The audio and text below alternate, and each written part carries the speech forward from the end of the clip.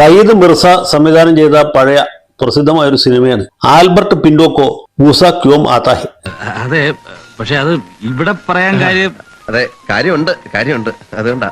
Albert പിൻഡോക്ക് എന്തുകൊണ്ട് ദേഷ്യം വരുന്നു എന്ന സിനിമയെ പറ്റി ഇപ്പോൾ ഓർക്കാൻ കാരണം നമ്മുടെ ദാവൂദ് സാഹിബിന് എന്തുകൊണ്ട് ദേഷ്യം വരുന്നു, എന്തുകൊണ്ട് അദ്ദേഹം രോഷാകുലനാകുന്നു എന്ന വിഷയം നമ്മുടെ മുമ്പിൽ ചർച്ചയ്ക്ക് വരുന്നതുകൊണ്ടാണ്. ആരാണ് അയാൾ? എന്താണ് അയാളുടെ ഉദ്ദേശം? നമ്മുടെ മീഡിയ വൺ ചാനലിൽ അടുപ്പൂട്ടി ചർച്ച നടന്നതിൽ പ്രധാനപ്പെട്ട ഒരു വ്യക്തി. അദ്ദേഹം വെറും ഒരു മാധ്യമ പ്രവർത്തകനോ വെറും ഒരു മാധ്യമ സ്ഥാപനം നടത്തിപ്പുകാരനുമല്ല, അതിലുപരി ജമാഅത്തെ ഇസ്ലാമിയുടെ തിങ്ക് ടാങ്കർ, ഭയങ്കരമായ ആള് എന്ന് ഞാൻ തന്നെ എങ്ങനെ പറയാ. ആ സംഘടനയുടെ കേരളത്തിൽ ഇപ്പോൾ ഉള്ളതിൽ വെച്ച് ഏറ്റവും വലിയ ബുദ്ധിജീവിയാണ് ഇദ്ദേഹം. അപ്പോൾ ഒരേ സമയത്ത് ബുദ്ധിജീവിയാണ്, മാധ്യമ പ്രവർത്തകനാണ്, മാധ്യമ നടത്തിപ്പുകാരനാണ്, സാമൂഹ്യ വിമർശകനാണ്, രാഷ്ട്രീയ ചിന്തകനാണ്, ദാർശനികനാണ്, തത്വജ്ഞാനിയാണ്, അങ്ങനെ മറ്റു പലതുമാണ്. എന്നിങ്ങനെ പൂഴ്ത്തി പറയുന്നത് എനിക്ക് ഇഷ്ടമല്ല. അതെന്താ? എന്താന്ന് അറിയില്ല. നിങ്ങൾക്കോ? എനിക്കിഷ്ട. എനിക്കും കുറേശ്ശെ ഇഷ്ട. അദ്ദേഹം ഒരു വലിയ ചിന്തകനും വലിയ പണ്ഡിതനും മഹാനായ ഒരു മനുഷ്യമായതുകൊണ്ട് അദ്ദേഹത്തിന് അങ്ങനെ ദേഷ്യം വരികയില്ല. നിർമ്മമത്വമാണ് അദ്ദേഹത്തിന്റെ ഏറ്റവും വലിയ ഗുണം എന്ന് നമുക്കറിയാം. കിടക്കട്ടെ, എന്നെ കൊണ്ട് ഇതൊക്കെ അല്ലേ പറ്റുള്ളൂ. അദ്ദേഹത്തിന് പ്രകടമായിട്ട് സന്തോഷം വന്ന രണ്ട് സന്ദർഭങ്ങളുണ്ട്.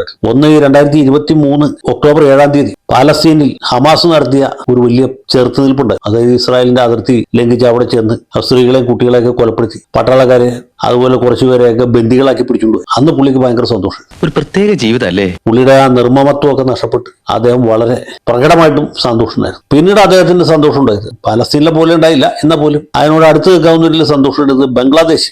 ഈ വിദ്യാർത്ഥികൾ എന്ന് പറയുന്ന ചില ആളുകൾ ആ കലാപം ഉണ്ടാക്കിയിട്ട് ഷെയ്ഖ് ഹസീനയെ അവിടുന്ന് ഓടിച്ചപ്പോഴാണ്. അപ്പൊ ഇദ്ദേഹത്തിന്റെ പാർട്ടിയായ ജമാഅത്തെ ഇസ്ലാമിക്ക് അവിടെ വലിയ മേൽക്കൈ കിട്ടി. അതുകൊണ്ട് പുള്ളിക്ക് അന്നും സന്തോഷമുണ്ട്. അദ്ദേഹത്തിന് വളരെ ദുഃഖമുണ്ടായ രണ്ട് സന്ദർഭങ്ങളെ ഞാൻ കണ്ടു.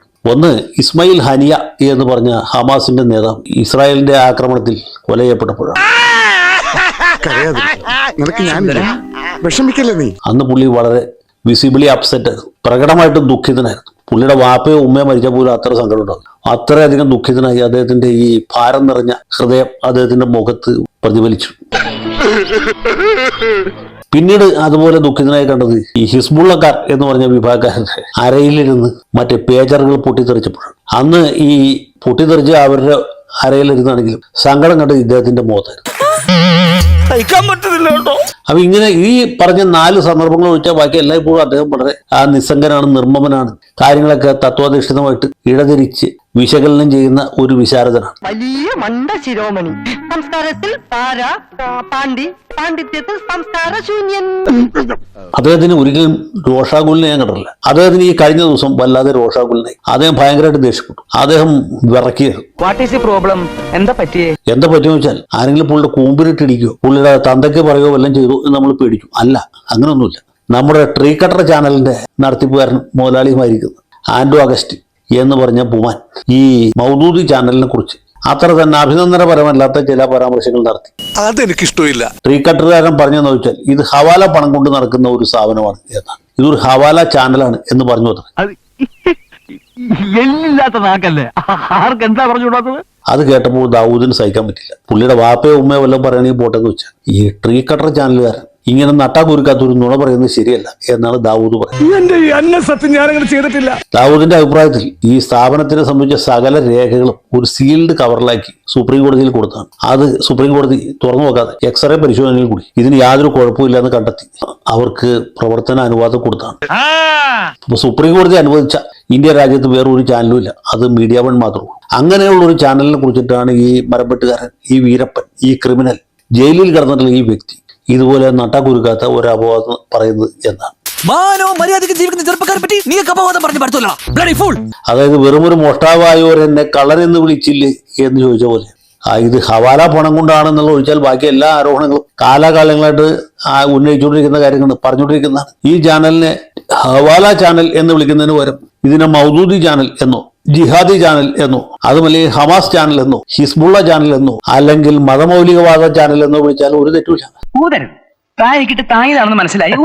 ആർക്കും ഒരു ആക്ഷേപം പറയാൻ പറ്റില്ല. ദാവൂദിന് പോലും ആക്ഷേപം പറയാൻ പറ്റില്ല. കാരണം ഇതിന്റെ മുൻസീറ്റിലും പിൻ സീറ്റിലും ഡ്രൈവറുടെ സീറ്റിലും കിളിയുടെ സ്ഥാനത്തും കണ്ടക്ടറായിട്ടും ഒക്കെ പ്രവർത്തിക്കുന്ന ജമാഅത്തെ ഇസ്ലാമിക്കാർ. ഇതാണ് ഞാൻ പറഞ്ഞത്. തനിക്ക് എന്തോ കാര്യമായ കുഴപ്പമുണ്ട്. അവരുടെ രാഷ്ട്രീയ ആദർശങ്ങൾ, മതമൗലികവാദം, മതരാഷ്ട്രവാദം ജനങ്ങളിൽ എത്തിക്കാനുള്ള ഒരു ഉപാധി മാത്രമാണ് ഈ മീഡിയ വൺ ചാനൽ. നിന്റെ ട്രാക്ക് ശരിയല്ല. വെറുതെ വട്ടം കൂടിയിരുന്ന് സ്മാർട്ടാകാൻ ശ്രമിക്കുക. അതിനെ ജിഹാദി ചാനൽ എന്ന് വിളിച്ചാൽ ഒരു തെറ്റുമില്ല. കാരണം നിഷ്കളങ്കരായ ആളുകളെ ഈ വർഗീയ വിഷം ഇങ്ങനെ വമിപ്പിച്ച് പൊട്ടാസ്യം സയനൈഡിന്റെ അവസ്ഥയിൽ എത്തിച്ചിട്ട് അത് പകർന്നു കൊടുത്ത് സാധാരണക്കാരെ തീവ്രവാദികളാക്കുന്ന അല്ലെങ്കിൽ തീവ്രവാദ ചിന്താഗതിക്കാരാക്കി മാറ്റുന്ന ഒരു സ്ഥാപനമാണിത്. ഞാൻ പറയാനുള്ളത് മുഖത്ത് നോക്കി പറയും. അതെന്റെ ചെറുപ്പം മുതലുള്ള ശീലവാ. മുഖത്ത് നോക്കി കാര്യം പറയാൻ നമ്മൾ ആരെ പേടിക്കണം? പക്ഷേ ഈ ട്രീ കട്ടറുകാരന് വിവരമില്ലാത്തതുകൊണ്ടും ബോധമില്ലാത്തതുകൊണ്ടും വാക്സ്വാധീനം ഇല്ലാത്തതുകൊണ്ടും അയാൾ ഹവാന ചാനൽ എന്ന് വിളിച്ചെന്ന് മാത്രമേ ഉള്ളൂ. സത്യത്തിൽ ഇതിനെ വിളിക്കേണ്ടത് ജിഹാദി ചാനൽ അല്ലെങ്കിൽ മലയാളത്തിലെ ഏക പാകിസ്ഥാൻ ചാനൽ എന്നൊക്കെയാണ്. അങ്ങനെ വിളിച്ച ഒരു തെറ്റുമില്ല. മാനനഷ്ട കേസ് പോലും നിൽക്കില്ല. ഇനി ആരെങ്കിലും മാനനഷ്ട കേസ് കൊടുത്താലും അത് മജിസ്ട്രേറ്റ് കോടതിയിലെ വരാന്തയിൽ ചെല്ലുമ്പോൾ തള്ളിപ്പോ, അത്രേ ഉള്ളൂ. പക്ഷെ എന്ത് ചെയ്യാൻ പറ്റും? ട്രീ കട്ടറുകാരന് പറയാൻ തോന്നിയത് ഇതിന് ഹവാല പണം കൊണ്ട് ഓടുന്നു എന്നുള്ളതാണ്. അപ്പൊ ആ ഒരു ആരോപണം ശരിയല്ല. അതൊഴിച്ച് ബാക്കി എല്ലാ ആരോപണങ്ങളും ശരിയാണ് താൻ. ദാവൂദ് സാഹിബ് എത്ര ദേഷ്യപ്പെട്ടാലും എത്ര കോപാകുലനായാലും അദ്ദേഹത്തിന്റെ മുഖം ചുവന്നാലും ഒരു വ്യത്യാസവും വരാൻ പോകുന്നില്ല. ഈ ചാനൽ എന്താണെന്നും അതിന്റെ സ്വഭാവം എന്താണെന്നും ഈ നാട്ടിലെ അരിയാഹാരം കഴിക്കുന്ന സകല ആളുകൾക്കും അറിയാം. പിന്നെ അത് അങ്ങാടിപ്പാട്ടല്ലേ. അരിയാഹാരം കഴിക്കാത്തവർക്കും അറിയാം. പ്രമേഹ രോഗമുള്ള കാരണം ഗോതമ്പ് കഴിക്കുന്ന ആളുകൾക്ക് ഇല്ലേ, അല്ലെങ്കിൽ തിനയോ ബാർലിയോ കഴിക്കുന്ന ആളുകൾക്ക് അവർക്ക് വരെ അറിയാം ഈ മൗദൂദി ചാനലിന്റെ നടത്തിപ്പുകാരാരാണ്, ഉടമസ്ഥരാരാണ്, അവർ മുന്നോട്ട് വെക്കുന്ന രാഷ്ട്രീയം എന്താണ്, സമൂഹത്തിൽ സ്പർദ്ധ ഉണ്ടാക്കുന്നതിന് അവർ കൊടുത്തുകൊണ്ടിരിക്കുന്ന സംഭാവന എന്താണ് എന്നുള്ള കാര്യമൊക്കെ അത് പലരും മനസ്സിലാക്കിയാ കൊള്ളാം. അപ്പോ ദാവൂദ് സാഹിബേ, ഈ പ്രായത്തിൽ ഇങ്ങനെ മനുഷ്യർ കോപാകുലനാവുന്നിട്ട് പ്രത്യേകിച്ച് ഒരു കാര്യമില്ല. ബ്ലഡ് പ്രഷർ കൂടും എന്നല്ലാതെ ഒരു വിശേഷവുമില്ല. സാഹിബ് എത്ര ദേഷ്യപ്പെട്ടാലും എത്ര കോപം അഭിനയിച്ചാലും എത്ര കോപം വന്നാലും ആർക്കും ഇതേക്കുറിച്ച് യാതൊരു തെറ്റിദ്ധാരണയില്ല.